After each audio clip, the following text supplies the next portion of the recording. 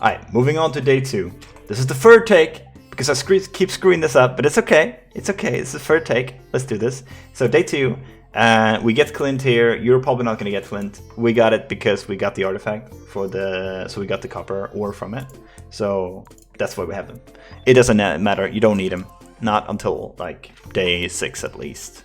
So anyway, we start today, and the first thing you want to do is start unrooting acorns from the ground. Get all the acorns you can. You want to mass produce oaks for the kegs that we're going to need for the starfruit, right? So a recommendation is to take a picture, put it in paint, mark all the trees that give you 2 acorns, and mark the ones that give you 1 acorn or 0. So you want to avoid the ones that give you 1 or 2. Just give me 1. Only 1 acorn from this one. And obviously the one I unrooted, right? So that one is not worth chopping down. I'm gonna mark that with an X, and I marked the good ones with a circle. That's how I do it. Keep doing that until you have all the acorns that are from the trees that drop 2 acorns, or all the ones you unrooted, all that stuff, or just shaking the trees, you know? I have a layout right here that I recommend you use. It's from Stardew Planner. You can Google Stardew Planner and you'll find it. You can see where you can place the stuff, right? You can make a layout for yourself. The reason these are empty is just because I was lazy. But you can fit all the quality sprinklers in here. I just didn't see a reason to fit it there. I already had the layout I needed. So all the trees here on the side, they're only stumps here, but they're gonna be full trees when the save is running. Just plant them along the lines here. It allows you to fit more trees on your farm, which can spread seeds next to them. That's why you want them on the farm. The other trees are gonna be off the farm. The other trees that don't fit on the farm, we're gonna do this. We're gonna go off the farm, till the land, and then you can plant the tree off the farm, which is super useful when you're making a lot of kegs, or when you want a lot of tappers. When you're done with all the acorns, drop off all the stuff, and open up the, accept the quest from Willy, which will allow you to go to the ocean and get the fishing rod. On the way there, pick up anything you might find. We'll find a daffodil. I think that's the only thing on this map. We don't really need it. It's just going to take up inventory space, but it's a foraging experience. It's going to help us in the mines later when we need level 5 for the mushrooms, right? So we want that as soon as possible. We'll take anything we can get. The first run I do, I check all the trash cans here. If there's nothing useful here, you can skip this, because you're probably going to restart this day anyway. But yeah, just in that case, just skip it. After you reset the day, that is. Now, we got the fishing rod. The first thing you got to do here is look for bubbles. So these little things right here, you want to look for them. In this kind of run, I would probably go for these bubbles right away, because they're very close. I don't know how long they last. If they disappear fast, it's not worth it. But if they do last a while, it's really close to Willy's house, which is super useful, because then you don't have to wander very far. You can just basically get level 2 fishing, which is required to buy the fiberglass rod. You get level 2, you buy the fiberglass rod, a little bit of bait, and then you go to the mountain and you fish from there on out. That's the plan. Let's pretend these bubbles are not here. The way I would do it is I would look around for bubbles around here. Nothing. Obviously there's going to be nothing now because there's already bubbles there, right? So we take a quick little peek here. Nothing. And then we start wandering to the lake. See here, no bubbles down there. Follow the river, just see if you find any bubbles. Where you find the bubbles is where you want to fish. Didn't beat Maru. Unfortunate. Whatever. So, keep walking. Hello, Robin. Keep walking up. And now we're at the mountain. So this is the part, you preferably don't want to have to walk this far, but if you have to walk this far, so be it. It sucks, but it's worth it for the bubbles. In this case, the bubbles are over here. Not worth it at all. But let's say they were closer, or let's say we found bubbles in the city, right? Or something like that. What you're gonna do is you guys are gonna start fishing, and you try to get perfect fish. This is a carp, I believe. They're super calm.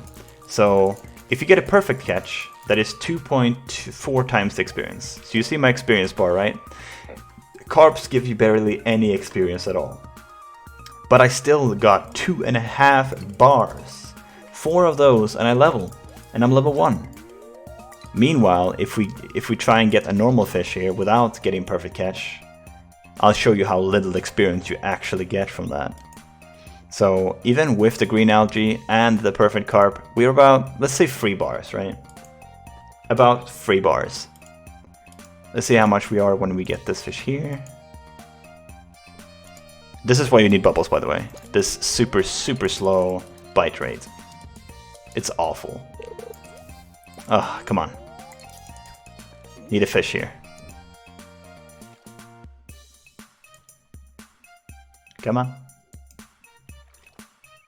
Show me the money. There it is. Now, I'm gonna miss this one intentionally. This is a bullhead. They are very, very good. Easy to get perfect. So you see the experience, right? We basically got the same amount of experience from a non-perfect bullhead as we got from a perfect carp. Whereas the bullhead gives more than... it basically gives 2.5 times the experience of a carp. But because we got the carp perfect and the bullhead not, it's the same amount of experience. That's the difference. If we couldn't get... if it wasn't for the perfect, we couldn't even get level 2 fishing time, probably. Before Willy closes. But let's say we got level 2 fishing now. And we're playing with the idea. We got level 2 fishing. We're either in the town or we're in the ocean. It depends where the bubbles are, right? And, oh crap. We start walking down. And we... let's say we have the money too. Let's say we have all the fish we need to sell to actually afford the rod.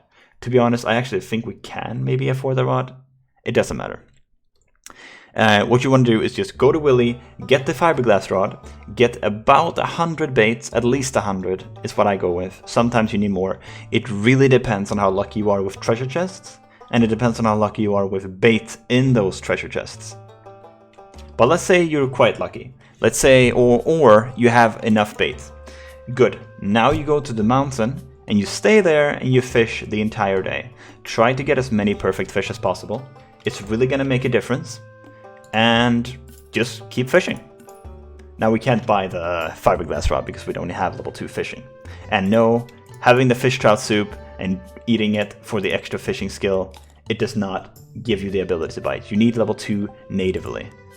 Level 1 through food doesn't actually give it to you. So get level 2 fishing natively. Once you do that, come down here, sell every fish, buy the fiberglass rod, about 100-150 bait, depending on how safe you want to be. A fish trout, as many fish trout soups as you can get. The more the better. They are fantastic in the beginning. And fish in the mountain until you pass out. The reason you pass out is because you don't lose any money, because you're supposed to have spent all your money. Let's say I bought the fiberglass, right? Let's say I have no money. I lose like 6 gold when I faint.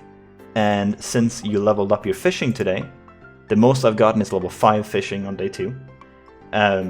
If you level up your fishing even once, you will not lose any energy the following day. So when I wake up the following day, even if I'm exhausted, even if I faint, even if I'm at 0 energy, I will still wake up with full energy and no exhaustion.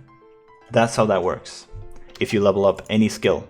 The only exception is if you go from level 4 to level 5. For some reason, maybe level 9 to 10 too, for some reason, that doesn't reset your thing. Like you're still gonna wake up exhausted.